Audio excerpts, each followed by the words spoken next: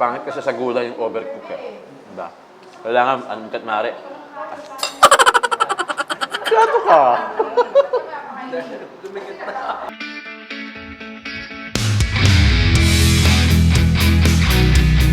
Hoy mga pamangkin! Nagtitidyo na to! Okay mga pamangkin, syempre, andito tayo sa may San Andres. Bukid naman, bago matapos yung taon 2024, kailangan ma-vlog natin to at higit sa lahat. Syempre, mabati ko yung mga pamangkin natin. Long time no see ng Merry Christmas at maligo tayo sa bagong taon. Ngayong araw na to, Estrada Street, Corner Conchu, para puntahan yung Spice Bistro and Cafe. Pagka may mga bistro and cafe na yan, hindi inuman yan ha. Kainan po ito, kainan vlog pa din yung pupuntahan natin. Bago matapos yung taon 2024, naimbitahan tayo rito sa maliit pero maaliwalas na cafe, bistro. Dito lang yan sa San Andres, Bukid.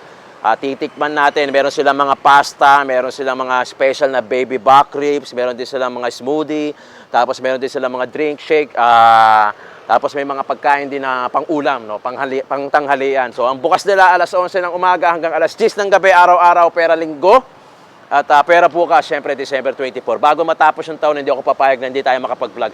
Kasi kailangan personal ko mabati kayo ng Merry Christmas. At sana masuportahan nyo ulit ang tito ng ina nyo next year, 2025. Dahil bagamat marapit na schedule, promise naman yan, makakapag-food and travel pa rin tayo. So, yung food, medyo dagdagan natin ng konting travel.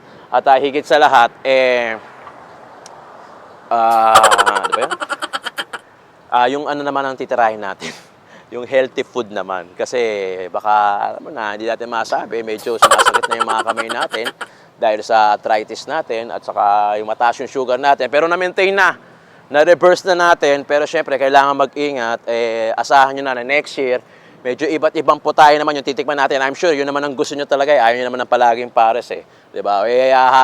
Ikot-ikot tayo hanggang sa Mahilo, tapos punta natin yung ibang lugar at alamin natin kung ano yung mga specialty. Basta, marami tayong lakad next year. Sana nandiyan pa rin kayo dahil ako ay nandito pa rin. Ayan, nasa likod natin Spice Bistro and Cafe. Alas 11 ng hapon, alas 11 ng umaga hanggang alas 10 ng gabi ang bukas. Tikman na natin at ating timusan. Kung malatae, kung kanin. Let's go mga pamangkin!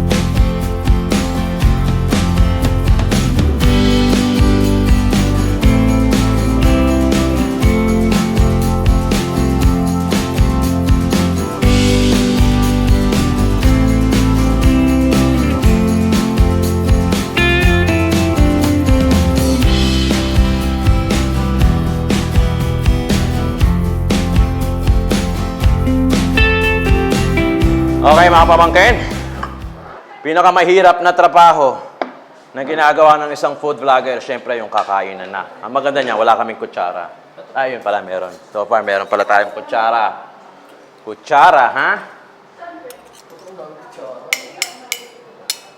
Yan ang pang bulalo. Nakakalimutan ko sabihin, may bulalo pala. Tignan mo naman yan. Grabe nun. Hatiin na namin. Ito na dapat mauna. Kasi yung iba common naman pasta. Natitikman nyo naman yan. Pero, ayun, lambot, brad. Baby back ribs. Bandang likod to, no? Ribs sa likod. Ribs sa likod. Hating magkapatid. Coke. Ay. Parang ano, tol? Parang ano, tol? Yung, parang rocks. Parang rocks. Paligurado yung Messi yan. Messi yan, pagka ganyan. Cheers! Cheers, pare! Merry Christmas sa lahat Chura! ng viewers ng Kanya Food Vlog sa kanang Tito. Unang kagat para sa inyong lahat. Hmm? Kusang humuhudas. Hmm? Ayun na. 3 buwan binabad ba naman eh. Sa ano? Uriatic acid. Masarap yung sauce, parang Darax. Kung nakatikim na kayo nung baby back ribs sa Darax, close enough. Mga pepper lang yun siya. Ito naman medyo, Masos. medyo sweet and sour. So, Dito yung masarap na baby back ribs. Hindi mo pa inihiwa, nahihiwa na. Bagay na bagay ito sa mga walang ipin. Hindi nang hinunguya, diretso na yan. Ay? Nag-CR pala ako kanina. Ito pinanghawak ko. ano ginagawa mo? Ako kumakain na rin. Ikaw, ano ginagawa mo? Ginano eh. Maalat-alat na rin.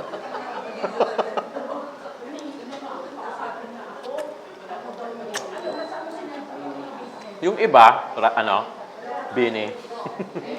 Yung iba baka na namin tikman. Spaghetti. Alam nyo naman yan eh. Pero hindi. Tayo? Kahit mga isang, lang.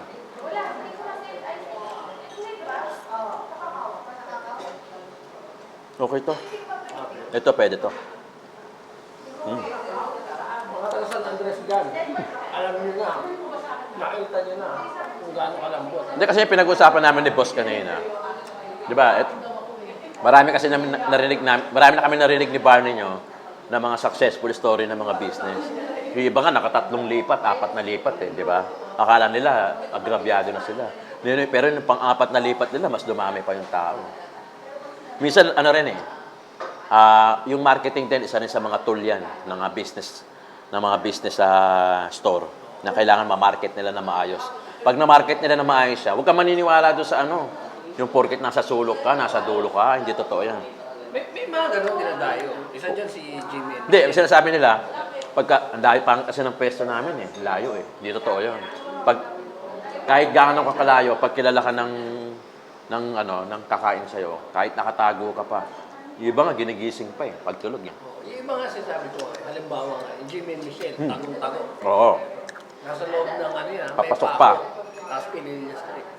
Pero na-establish nila yung gawa ng, yun nga, marketing strategy, promotion. Isa yun. Pero syempre, yung mga pakikisama, hindi na namin kayang hawakan yun. Dahil ang kaya namin hawakan, yung marketing strategy, yung sock-made, yung pag-promote. Pero yung pakikisama, dapat, syempre, nasa tao na yun. Kailangan dapat marunong ka rin makisama. Yun yung mga key. Yun yung number 1. Oo. Kailangan mabait ka sa mga customer. Kasi merong hindi masarap, pero mabait yung may-ari, kinakainan. Meron namang masarap, suplado yung hindi pinakainan, kahit gaano kasarap. Maniwala kayo sa akin. Luto ni Rose. Ruto ni Rose. Kaya si Rose ang nagpauso na ito. Kaya sa tinawag na roast beef. Pare, kukuha na lang ako. Ang gusto ko lang tikman yung meat. Huwag yung sabihin, hindi nyo pa alam yung kanin Utangin na naman. Roast beef. Okay? Tikman natin. Ako parang magkakanin ko dyan. Parang masarap sa kanin. Ito, ang beef. Malambot. Malambot din. Ay, na pila. Kapilas na. Aangat ko pa sana eh. Harap. Lay, ano to? Anong parte to? Baka siguro tuhod dyan. Lambot eh. Kasi yung kagaya ni niluto ni Aling Amelia. Yung Sana may close up lang sa Pero talagang... Yun ang klase ng beef. Sana may pa-alternate sila sa kanin. Mas potato. Oo, pala. Ay, parang ito termo nun eh. Mas potato. Oo. No? Pag ayaw mo magkanin, mash. No? Ang gagandaan dito, lahat ng kanin, may chonke. Binudburan ng chonke. Masarap yung beef. Solid. Yung texture lang, medyo natuyo na gawa ng ang tagal na namin. Kukunan-kunan pa kasi kami. Lagi naman eh. Ha? Good. Good. Pwede. Ito yung gulay, no? Maganda ang pagkakamay. Kaya dapat tatawagan ko siya. Yung gulay, ano to, feeling ko, blanch-blanch lang to. No? Hmm? Pangit kasi sa gulay yung overcook eh. Diba? Kailangan, anong katmari? Yato ka! Mag-iiba na to. Ayoko na ganyan pre ha. Ayoko na ganyan pre. Nalo? Okay. Kare-kare, try natin yung kare-kare. Bagamat ano na to, pamilyar na tayo, marami naman nakakatikim ng kare-kare dyan sa inyo, eh, tikman na rin natin to. Nauso yung ganitong kare-kare. Dati ang kare-kare, tuwalya, Palya, pata. pata, intestine ng baboy, yung balon-balunan. Isaw yun, isaw. Ngayon, nauso yung lechon. Yung lechon, nilagay sa pares, nilagay sa kare-kare. Crispy, ganun. Oo, diniguan. Sa'yo na yan. Ayoko na yan. Crispy, kare-kare.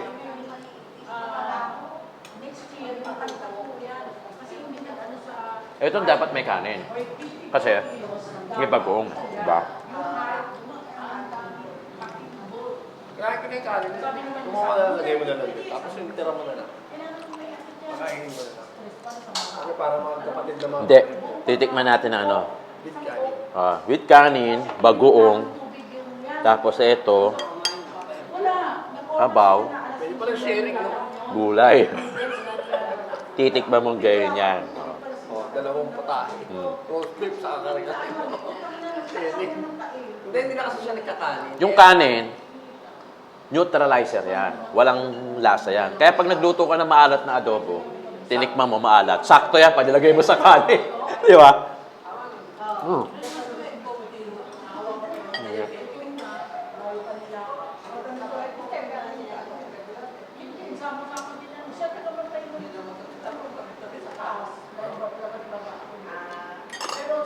Good.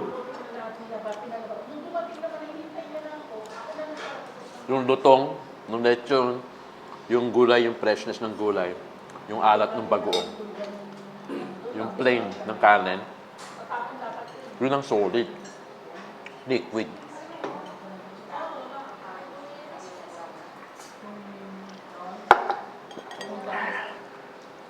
Sarap yung may kangkong. Ay, ano? Pechay ang nilagay nila, hindi kangkong. Eh, hindi ako kumakain ng talong. Tapos bagoong. Yan. Tapos bagoong ngayon yan. Sauce. Isirain nyo, nasa kare-kare na. Tayo, nasa pasta na tayo. Parang hindi siya tomato sauce. Mga peanut yung ano, kare-kare.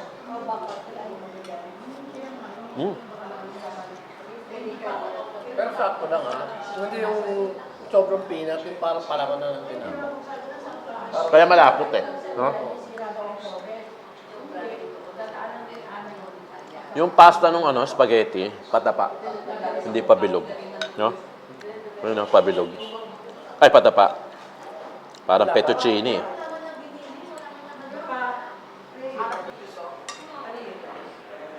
Stir fry pork. Parang ano to eh, stir fry silog eh, no? Pero hindi sinangag. Plain rice. Inilim pa. Tikman natin to, stir fry nila. Piling ko maanghang, no? May sili, brad. Paborito mo. Itlog, tikman mo niya, pa-ardy pa rin na nila.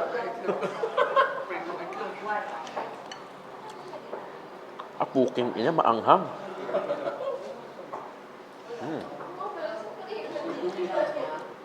Bawal.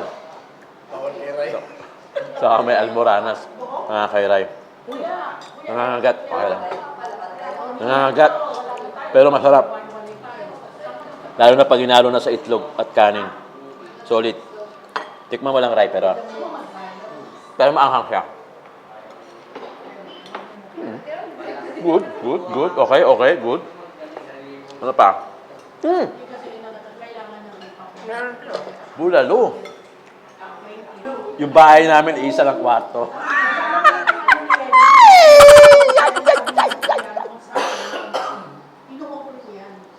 Walang mga baboy, may places ka agad. Tangin na parang hotel, pagbukas mo, kwarto agad ang booking. Higaan agad, place eh. Puking ina naman. Tayo naman alaman to. Alam mo, bato ang puta.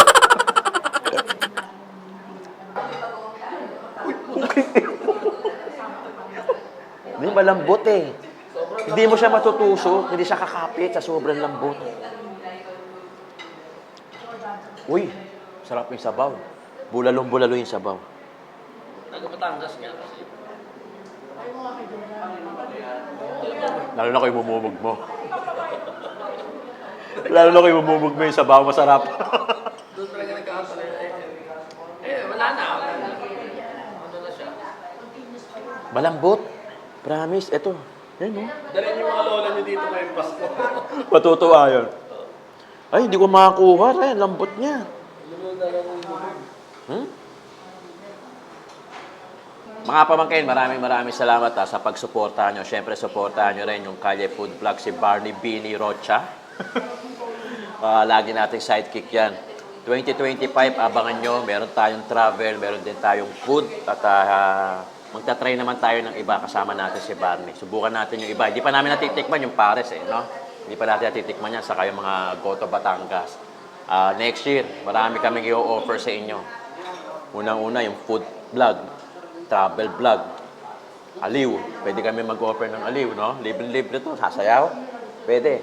Kontakin nyo lang si Barney at pupunta na sa inyo, naka-kurbata pa. Kurbata lang ang suot.